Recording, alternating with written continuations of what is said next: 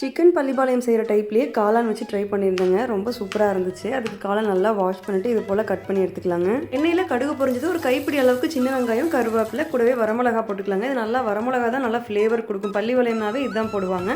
இஞ்சி பூண்டு paste add பண்ணுறதுக்கு பதிலாக லைட்டாக இடிச்சு போட்டால் இன்னும் வந்து நல்லாவே டேஸ்ட்டாக இருக்கும். நாங்கள் அதிகமாக சிக்கன் எடுத்து அது போகிற பள்ளிப்பாளையம் தாங்க செய்வேன். காளானில் இதான் ஃபஸ்ட் டைம் வீட்டில் ட்ரை பண்ணுறேன். ஹோட்டலில் சாப்பிட்ருக்கேன், பட் அதே மாதிரி டேஸ்ட்லேயே வந்துருந்துச்சு. இஞ்சி பூண்டு பச்சை வாசனை போனதுக்கப்புறம் காளான், மஞ்சத்தூள், உப்பு ஆட் பண்ணி மூடி வச்சோம்னா இந்த அளவுக்கு தண்ணி விட்டு வந்துருங்க. கொஞ்சம் கூட நம்ம தண்ணி ஆட் பண்ணவே வேண்டியதில்லை.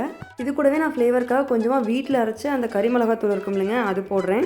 பள்ளிப்பாளையம்னு சொன்னாலே அந்த தேங்காய் அது மாதிரி சின்ன சின்ன பீஸாக இருக்கும் பாருங்கள். இது அப்படியே அந்த காளானோட சேர்த்து சாப்பிடும்போது சூப்பராக இருந்துச்சு.